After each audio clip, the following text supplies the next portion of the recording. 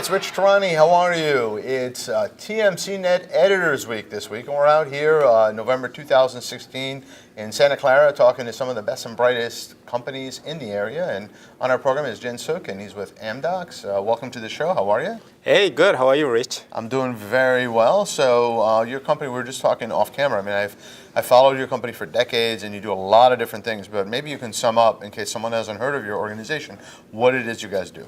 Well, Amdocs is the solution provider for specifically targeting to the communication service provider. Even though we are trying to reach out to some other customer base out there, but still focusing on the communication service provider. Mainly, we actually start with the BSS and OSS type of the solution.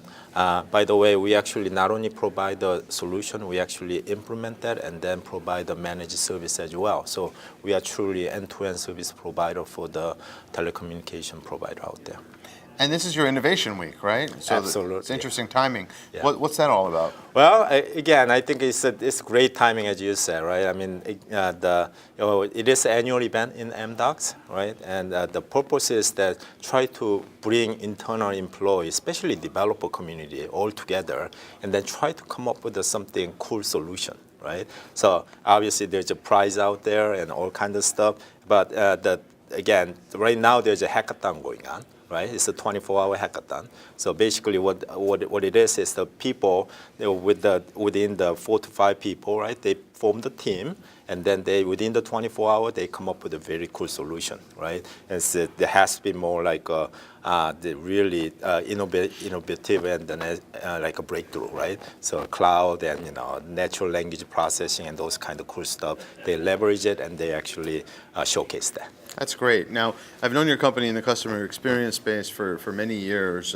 How is that doing? How's that evolving for you guys? Well, I think we are doing great, actually. I mean, we place ourselves as a leadership position in the many different the analyst community and the industry community as well. And then we can prove it with some of our customer success in the very large telecom service provider out there. And basically what we're providing is traditionally, as you know, right, we provide a very billing-focused solution, but now we are expanding to the more customer experience solution, which means that it actually starts from the CRM, ordering, and then billing, and so on and so forth. Now, our next challenge is to try to go after help our service providers to turn themselves into the digital service provider.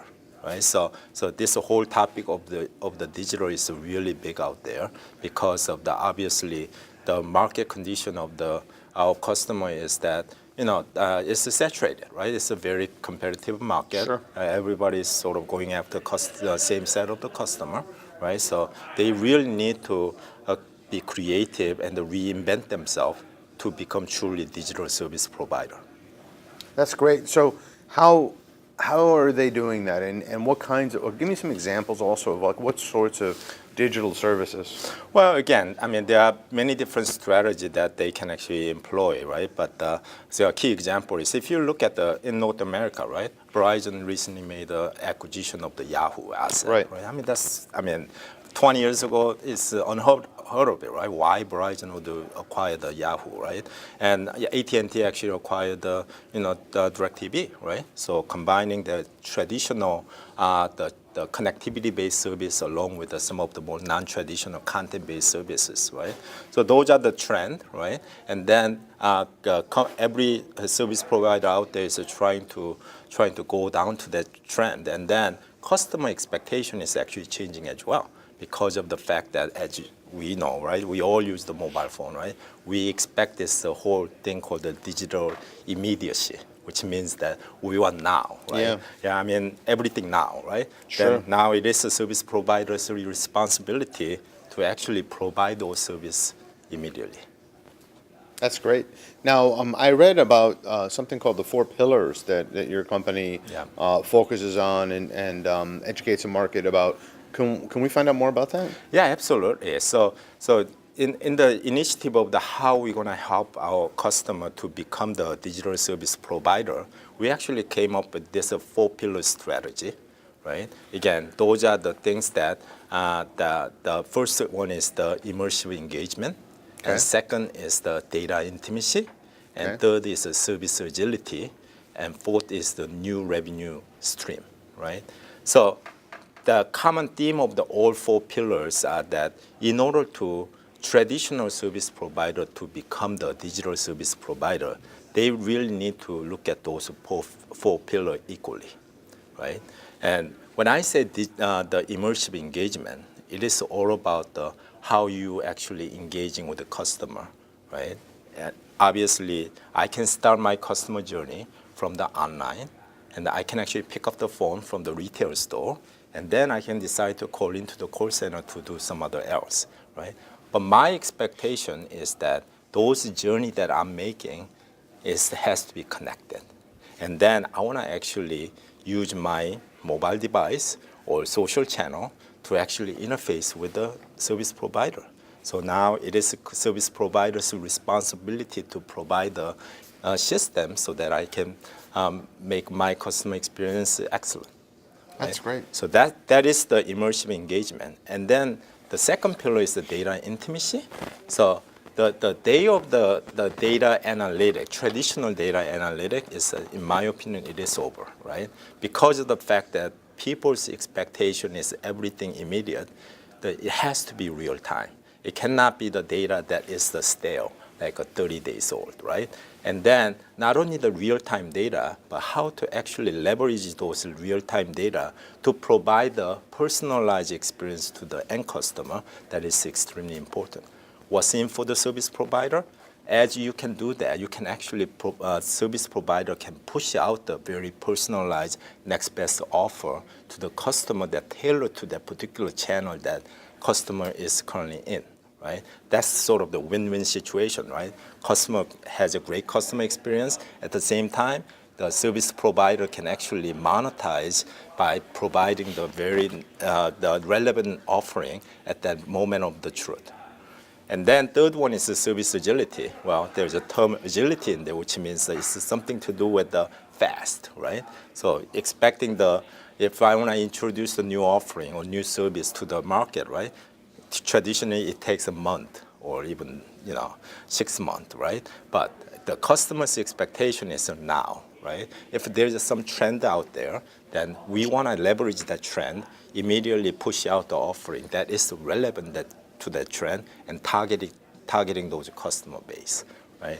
And last one is the new revenue stream, which is sort of I already mentioned briefly earlier, but because of this saturated market, right? Every service provider out there is looking for the new revenue stream. It could be the bundling opportunity with a non-traditional service like OTT service, or it could be the bundling with some of the content, right? But again, it's all about how you actually make those bundle together, and then that's where, by the way, that partnership comes in, right? Because the service provider does not have all those assets within themselves. They need to partner with the OTT provider to make sure that they create the right kind of bundle and then push it out to the customer.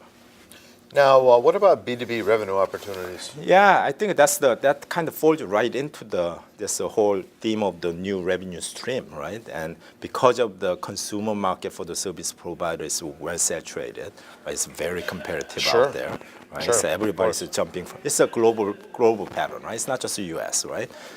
So what every single service provider, especially they're looking at the North America and the EMEA side, right? They are looking at the B2B segmentation, namely like a SMB, right? A small to mid-sized business as well as a large enterprise business as the next revenue growth engine, right? But the reality is because it's been so long that B2B segment was a sort of afterthought for them, right? There's a lot of manual process involved to actually fulfill the order, or take the order, generate the proposal, and those kind of processes are very legacy, right? So Amdocs actually has a great solution that actually can streamline the sales to care process within that B2B process. Fantastic. And I know your company has grown through acquisition and organically, really for decades, but recently you've had a bunch of acquisitions. Can we talk about that? Absolutely. I mean, so it goes back to our digital strategy. As I mentioned, there's a 4 pillar earlier, right? So if you look, we made actually 3 acquisitions. Actually, I can map those 3 acquisitions into one of those pillars, right? First acquisition was Brightbill. They are the provider of the digital invoice, right? Traditionally called the e-billing, right? So what they do is they actually have a very nice looking, very user-friendly the online billing that basically allow the customer to go into the mobile device or the online, then look at the invoice and then pay the bill and the dispute and those kind of traditional thing. But the key differentiate to me is that it actually, because of the fact that their user interface is so nicely designed, it gives you the very nice immersive engagement type of the experience to the customer, right? Throughout whether it's using the mobile device versus the online, right? So that is the Brightbill. And then second acquisition we made falls right into the category of the data intimacy. We call the company name is Pontis. They provide the contextual customer engagement solution. What it means is that there's a 2-part, right? There's a data part, as I mentioned earlier. So it has a capability to gather all the data into the one single place. And then on top of that, they actually have real-time decisioning and recommendation engine that basically push out the relevant next best offer to any channel out there. So if you actually browsing on the computer, right, you may get the A offer. If you decide to say, oh, I'm not going to take that offer, right? The next time you go to the retail store, because of the fact that you ignore that offer, you have an option of service provider has an option of presenting that offer, or because of you did ignore it, maybe presented something else, right? So it has a capability to orchestrate those things throughout the customer journey. And the third acquisition is a really interesting one. It is the Vindicia. It is right around the corner here. It's based on the company in the Redwood City out there.